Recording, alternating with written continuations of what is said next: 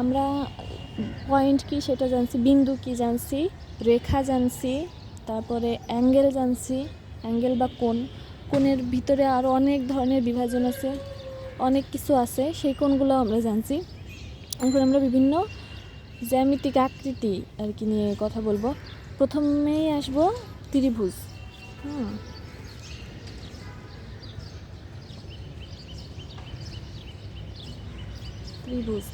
ত্রিভুজ কি? সিম্পলি ত্রিভুজ কি? যে তিনটি বাহু দ্বারা সীমাবদ্ধ ক্ষেত্রকে ত্রিভুজ বলে। তিনটা বাহু দ্বারা সীমাবদ্ধ ক্ষেত্র ত্রিভুজ। এই একটা ত্রিভুজ। আবার ত্রিভুজের এরকম হতে পারে, এরকম। এই একটা ত্রিভুজ, এর তিনটা বাহু আছে, তিনটা বাহু থাকলেই ত্রিভুজ হবে এবং সীমাবদ্ধ থাকতে হবে। তো ত্রিভুজেরও বিভিন্ন ধরন হয়। বাহু ভেদে 3 প্রকার আর কোণ ভেদে 3 প্রকার। বাহু ভেদে ত্রিভুজ 3 প্রকার। এক হচ্ছে কি সমবাহু,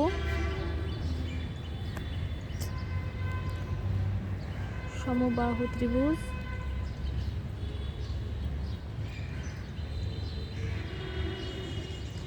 সমদ্বিবাহু ত্রিভুজ,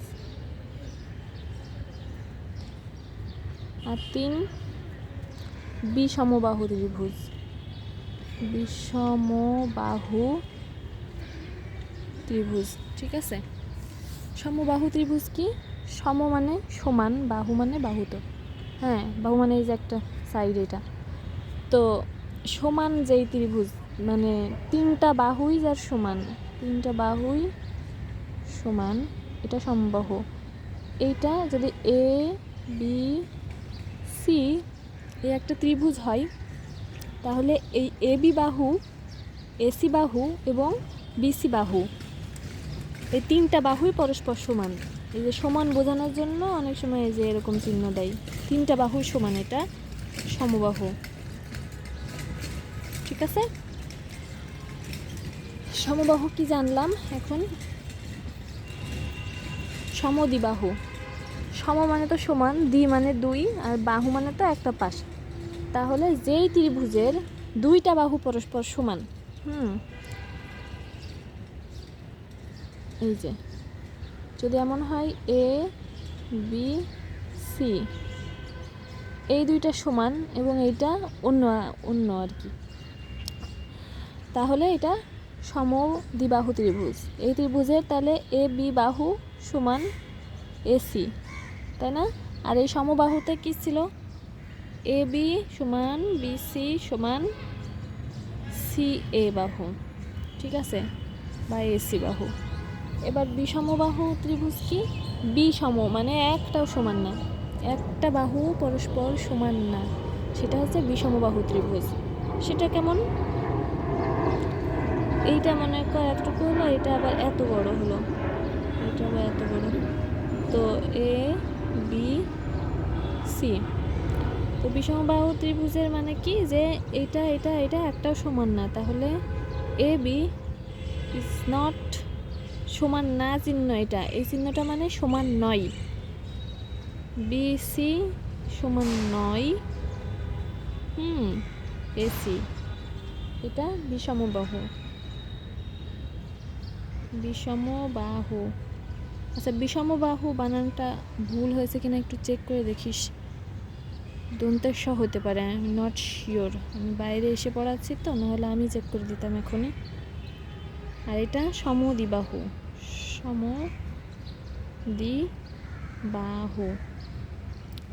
হ্যাঁ। তাহলে ত্রিভুজের বাহুভেদে 3 প্রকার কি কি? সমবাহু, সমদ্বিবাহু আর বিষমবাহু, এবং এই 3টা কি সেটা আমরা জানলাম। এখন আমাদের জানার বিষয়বস্তু হচ্ছে কোণ ভেদে ত্রিভুজ কত প্রকার, কি কি, ঠিক আছে। বাহু ভেদে যেমন ত্রিভুজ 3 প্রকার, কোণ ভেদে ত্রিভুজ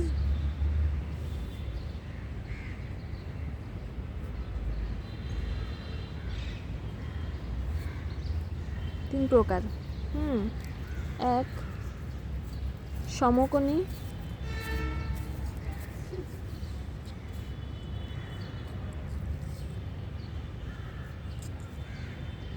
সূক্ষ্মকোণী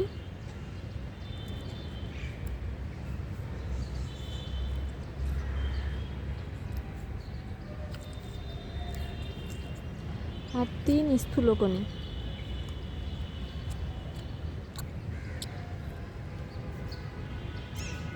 ঠিক আছে, তো আমরা গতকাল শিখছি কি যে সমকোণটা কি, যে সমকোণ তো শিখছি, এখন আমি এটা শেখাবো না, এখন সমকোণী ত্রিভুজ কি সেটা শেখাবো। ঠিক আছে, যে ত্রিভুজের একটা কোণ সমকোণ, ঠিক আছে, যে ত্রিভুজের একটা কোণ সমকোণ তাকে সমকোণী ত্রিভুজ বলে। ফোকাসিং হচ্ছে না কেন? এই কথাগুলো কিন্তু লিখে নিবি খাতায়। যে ত্রিভুজের একটা কোণ সমকোণ তাকে সমকোণী ত্রিভুজ বলে। সমকোণী ত্রিভুজ দেখতে কীরকম? হ্যাঁ, এই যে এখানে একটা কোণ সমকোণ এ বি সি, সমকোণের চিহ্নটাই যেভাবে দিতে হয়। ঠিক আছে, এটা সমকোণী ত্রিভুজ।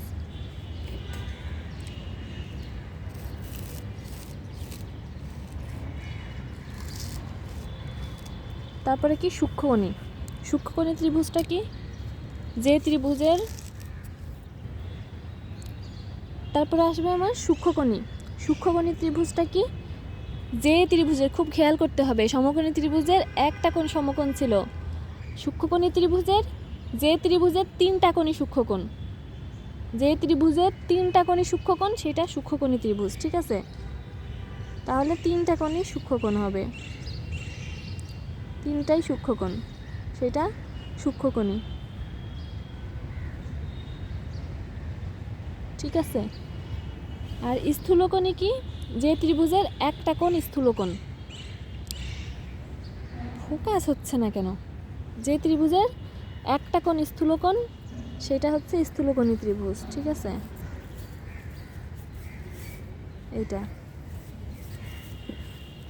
এটা স্থূলকোণী ত্রিভুজ, একটা কোণ এই যে বড়।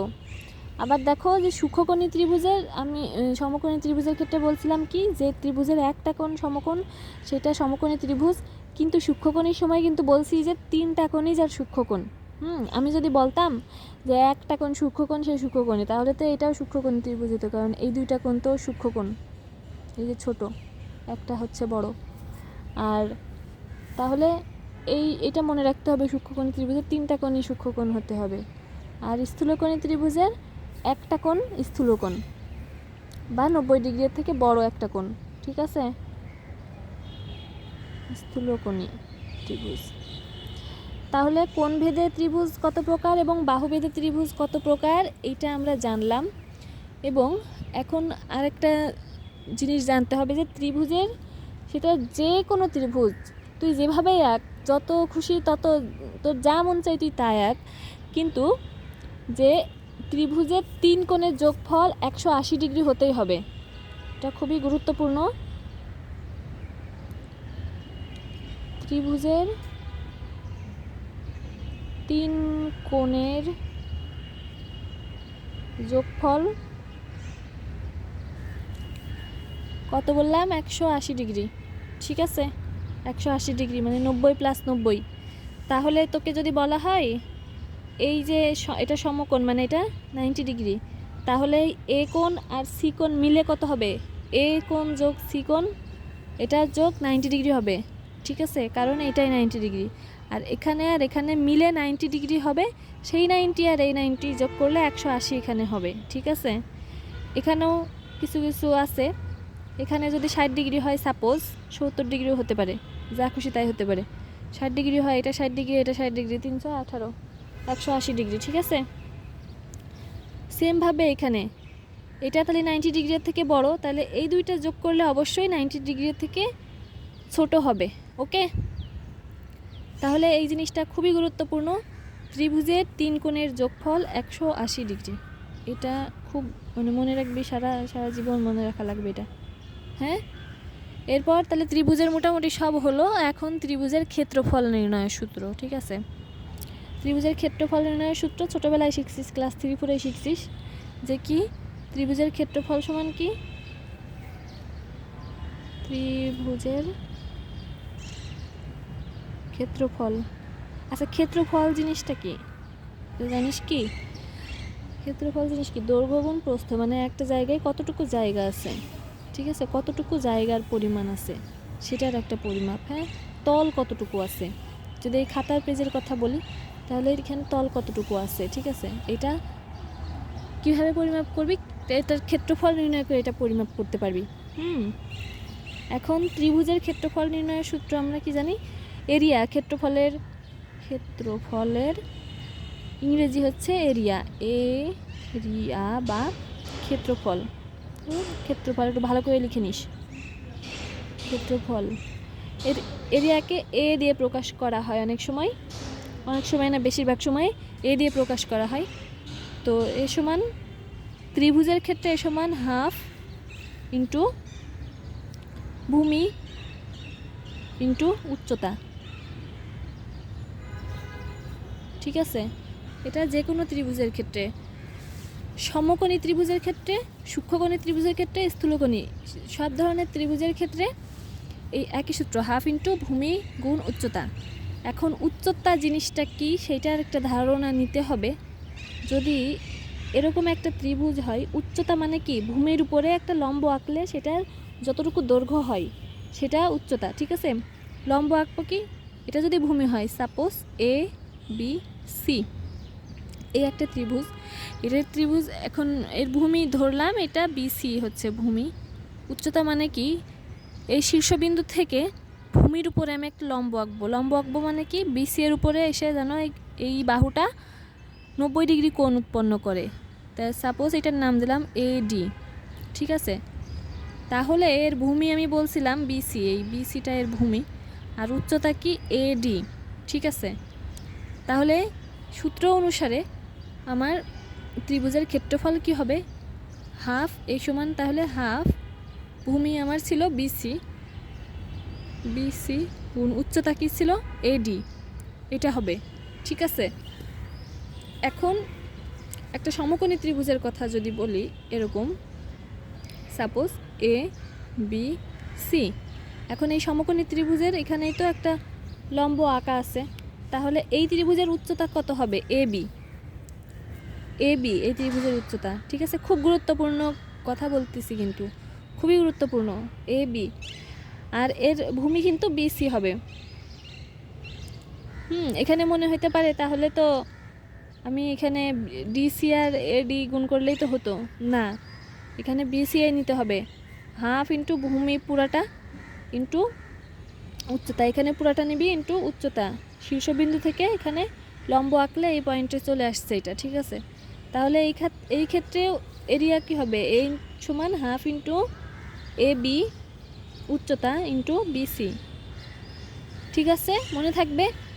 তাহলে ত্রিভুজ কি, ত্রিভুজ কত প্রকার, কোন ভেদে ত্রিভুজ কত প্রকার, বাহুভেদে ত্রিভুজ কত প্রকার, এর ক্ষেত্রফল নির্ণয় এবং আরেকটা গুরুত্বপূর্ণ তথ্য আমরা জানলাম, ঠিক আছে। তো ত্রিভুজ মোটামুটি এই পর্যন্তই। সামনে আমরা সমকোণী ত্রিভুজ নিয়ে একটা উপপাদ্য শিখব। এই ভিডিওটা এখানেই শেষ করি, বাই।